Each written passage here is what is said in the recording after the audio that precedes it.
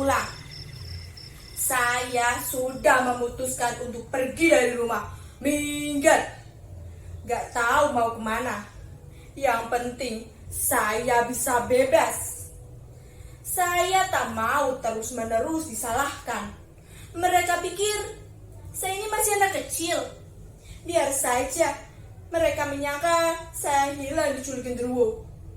Saya gak takut sama hantu. Jangankan genderuwo atau kalong wewe, sama pocong saya juga gak takut. Menurut saya, pocong itu hantu yang lucu. Jalannya meloncat-loncat. Lucu kan? Juga kuntilanak. Saya gak takut sama kuntilanak yang kayak di sinetron televisi itu.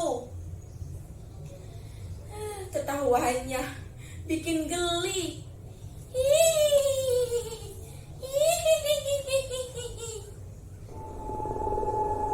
Saya bukan penakut. Tapi kok sepertinya ada kuntilanak beneran ya? Rasanya seperti ikut uji nyali. Saya tahu ini tidak akan mudah. Pergi dari rumah berarti kehilangan semua kenyamanan yang selama ini saya dapatkan.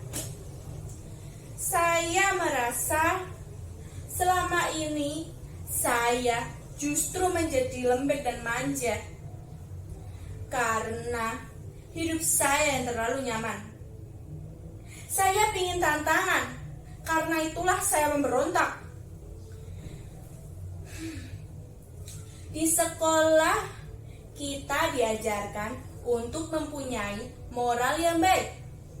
Tapi kenyataannya, lihat itu perilaku para politisi yang suka korupsi. Apa itu bermoral? Kita dididik untuk taat hukum dan aturan. Tapi para pejabat kita malah sering mempermainkan aturan. Hukum hanya dijadikan sebagai alat kekuasaan. Saya bosan dengan semua itu. Saya nggak bisa diam, saya harus melawan. Saya siap menerima risiko paling pahit, bahkan bila saya dikeluarkan dari sekolah. Ini pilihan, belajar tidak hanya di sekolah. Kehidupan inilah justru sekolah yang sesungguhnya.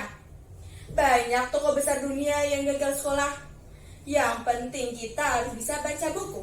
Harus baca, baca, baca. Membaca membuat saya terbebas dari kerangkeng. Membaca membuat saya berani menantang dunia. Saya harus melawan semua kebobrokan. Sebagai pemuda, saya tidak bisa membiarkan semua kesewenang-wenangan. Kita harus melawan, seperti para pemuda zaman dahulu yang berani melawan penjajahan.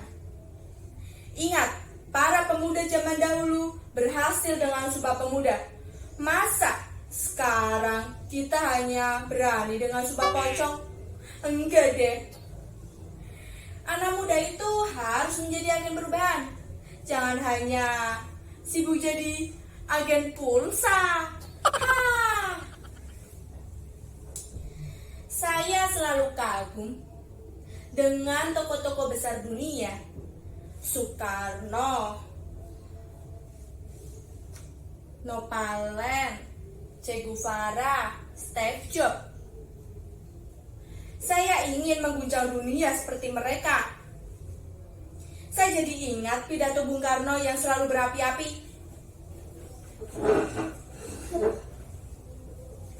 Ingat, Bung Karno pernah berkata, beri saya 10 pemuda, maka saya akan guncang dunia. Loh, kenapa 10? Karena kalau 11, nanti jadi kesebelasan sepak bola. Kalah melulu kayak PSSI. Kita harus bangkit. Jangan patah semangat, apalagi patah hati. Ingat, rawe rantas, malang putung. Korupsi harus kita berantas koruptor harus kita gantung. Sekali lagi, rawe rantas, Malang, Mojokerto, Situbondo, Surabaya. Kok jadi kayak kernet bus? Kadang saya heran, kenapa anak muda seperti saya ini selalu disalahkan, dianggap selalu bikin masalah, selalu bikin ribut. Loh, bukannya para politisi itu yang suka bikin ribut? Lihat itu, sidang-sidang di parlemen yang selalu gaduh, selalu berdebat dan beda pendapat. Sepertinya yang namanya anggota dewan boleh beda pendapat, asal jangan beda pendapatan. Makanya jangan selalu menyudutkan saya, jangan mencap saya sebagai pemberontak yang hanya bikin onar. Saya hanya bosan dengan semua keadaan yang serba munafik.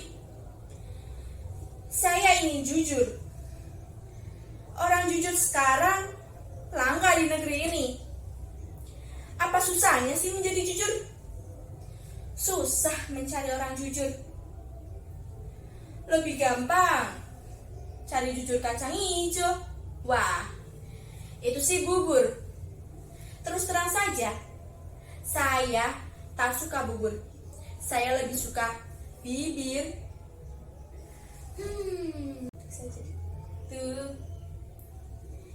Saya jadi ingat sama cewek yang diam-diam saya taksir. Saya jadi kangen padanya. Wajahnya bagai langit bersih tanpa jerawat. Senyumnya bagai pagi yang muncul di jendela. Saya pernah menembaknya dengan puisi, seperti Rangga mengirimkan puisi buat cinta. Kadang-kadang saya suka membayangkan kalau saya ini seganteng Rangga. Ya 11-12 lah, beda tipis. Rangga ibarat jam 11 siang, saya jam 12 malam. Ngomong-ngomong soal jam, sepertinya ini sudah larut malam. Saya mesti tidur. Pemberontak juga butuh istirahat kan? Mesti tidur di mana ya? Banyak nyamuk, bau pesing, beda jauh dengan kamar saya yang ber-AC. Pengen kencing lagi.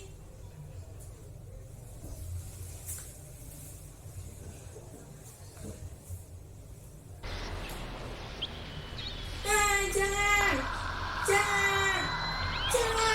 Kenapa saya takut seperti ini? Baru saja terpejam, sudah dihantui mimpi buruk. Ini benar-benar di luar bayangan saya. Mungkin saya terbawa emosi. Mungkin saya belum benar-benar siap.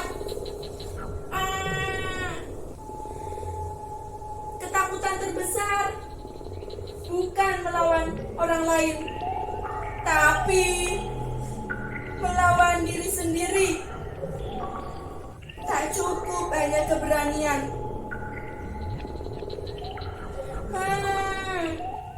Mungkin saya harus pulang.